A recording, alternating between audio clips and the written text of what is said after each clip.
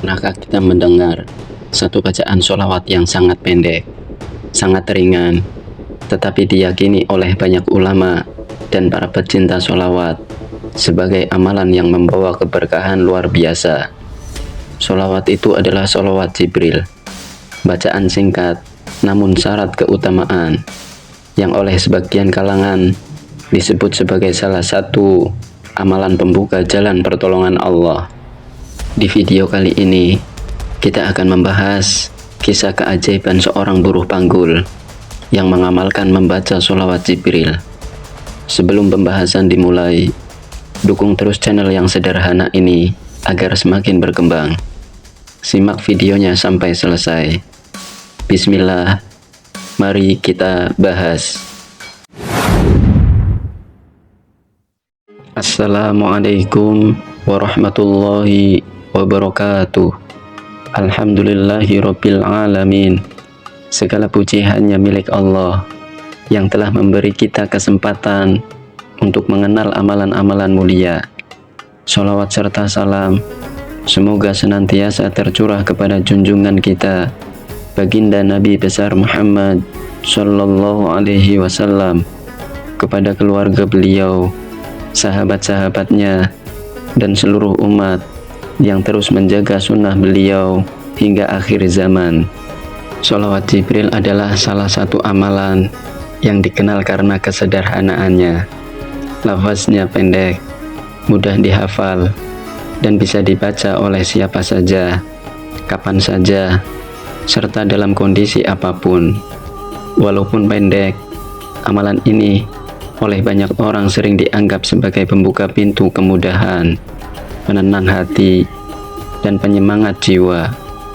Menariknya, banyak orang merasakan perubahan bukan karena mereka berharap sesuatu yang besar, tetapi karena hati mereka menjadi lebih dekat kepada Allah dan kepada teladan yang paling mulia, yaitu Nabi Muhammad Sallallahu Alaihi Wasallam. Tetapi sholawat yang sederhana ini sering menjadi jalan bagi seseorang untuk merasakan ketenangan, kejernihan pikiran, dan pertolongan yang datang secara perlahan namun pasti. Salah satu kisah yang menggambarkan hal ini datang dari seorang laki-laki sederhana bernama si Fulan, seorang buruh panggul di sebuah pasar tradisional. Hidupnya tidak mewah, tidak juga mudah. Setiap hari Fulan berangkat subuh, berjalan kaki ke pasar dengan membawa satu botol air mineral yang kadang lebih sering Fulan gunakan untuk menyiram wajah daripada diminum. Maklum, katanya sambil tertawa kecil, kalau haus saya tahan, tapi kalau muka kucel, pembeli suka melengos. Fulan adalah sosok yang apa adanya. Orangnya ceria, walaupun hidup sering menamparnya dari berbagai arah. Selama bertahun-tahun, Fulan hidup dari pekerjaan mengangkat karung beras, bawang, atau sayur untuk para pedagang. Upahnya tidak besar, dan penghasilannya tidak menentu. Kadang sehari bisa cukup untuk makan dan sedikit tabungan. Kadang pula hanya cukup untuk pulang naik angkot dan membeli tempe. Namun yang paling melelahkan baginya bukan pekerjaan fisiknya, melainkan rasa sesak yang menumpuk di dada. Sesak karena utang, sesak karena tanggung jawab keluarga, dan sesak karena Fulan merasa hidupnya tidak pernah benar-benar berubah. Suatu malam, setelah pulang dari pasar dengan tubuh yang benar-benar remuk, Fulan duduk di serambi rumah kecilnya. Malam itu lampu rumahnya mati karena ada kabel yang korsleting, dan Fulan hanya ditemani cahaya redup lilin kecil. Fulan menghela napas panjang sambil menatap anaknya yang tertidur. Dalam hati Fulan berkata, "Ya Allah, saya ini apa kurang usaha, apa kurang keringat?" Fulan merasa down, namun Fulan tetap mencoba bertahan. Tidak lama setelah itu, seorang tetangganya, sebut saja Pak Rahman, datang menghampirinya.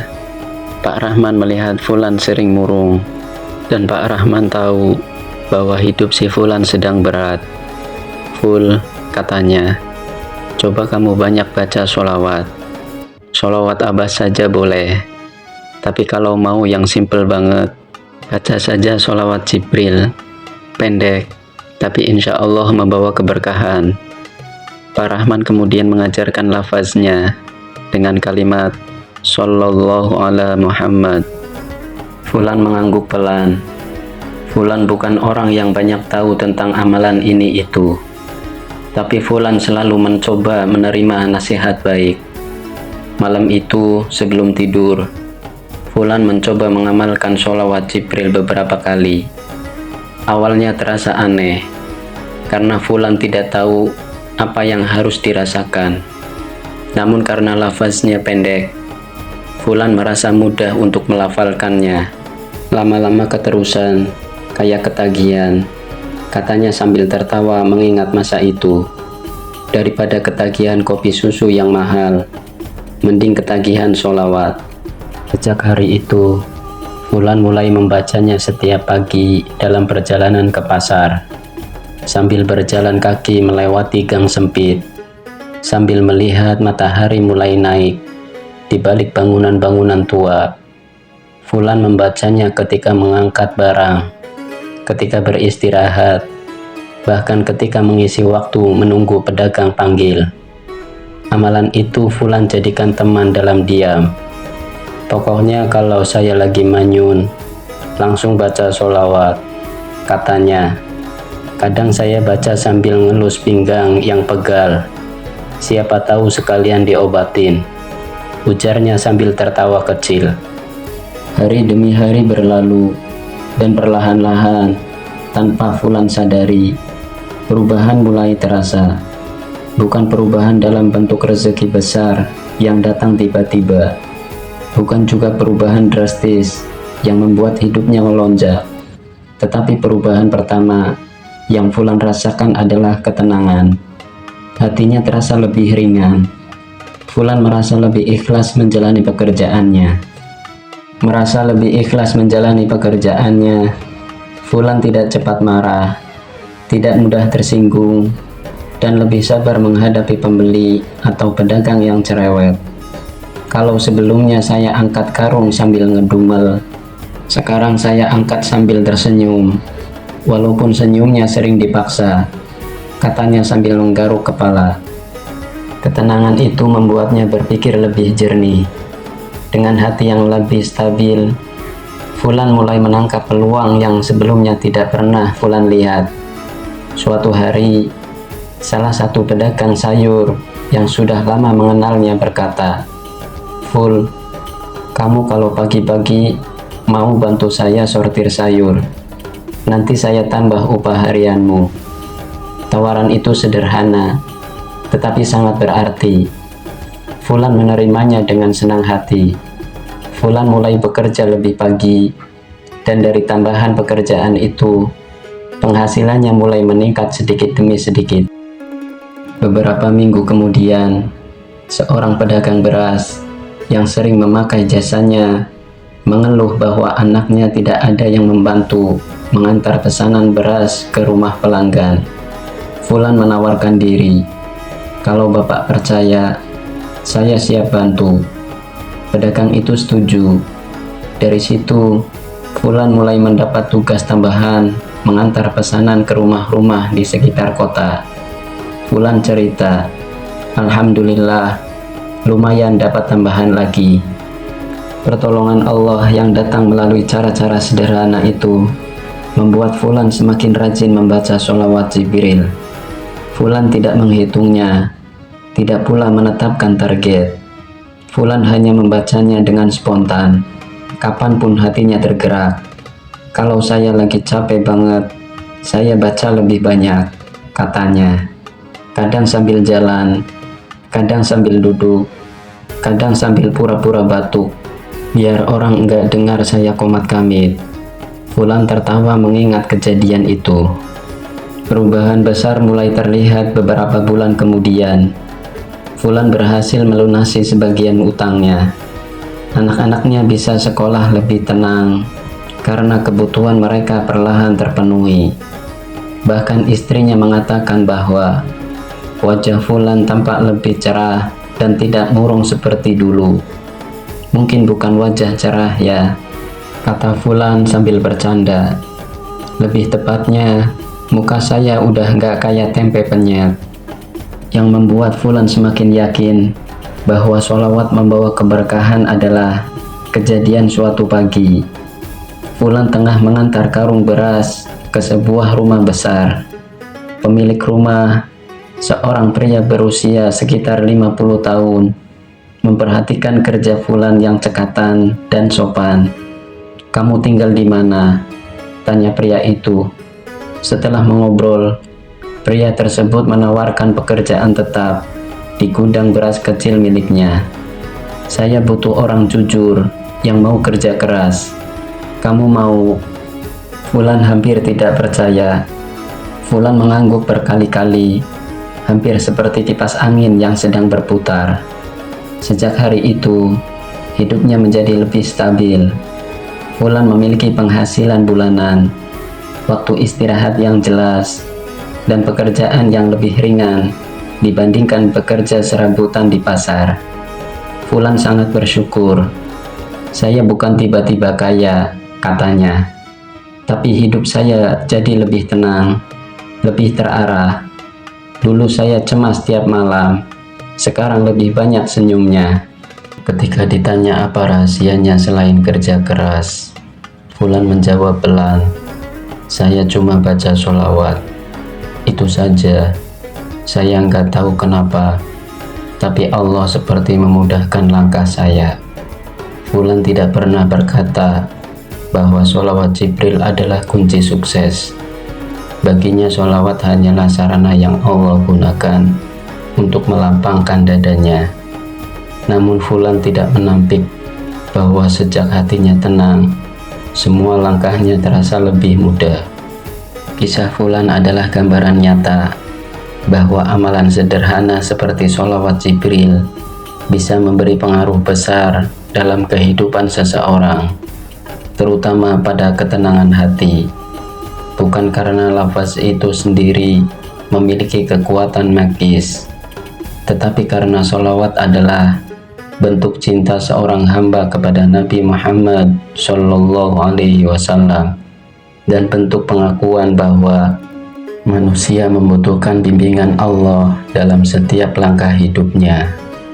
Sholawat terutama yang sederhana seperti sholawat Jibril membuat seseorang menarik napas lebih dalam, menenangkan pikiran, serta mengingatkan dirinya bahwa hidup bukan hanya tentang berusaha, tetapi juga tentang berserah. Dalam keadaan hati yang tenang, seseorang bisa melihat peluang yang sebelumnya tertutup, bisa menerima takdir yang sebelumnya terasa berat, dan bisa mensyukuri nikmat yang sebelumnya luput dari perhatian.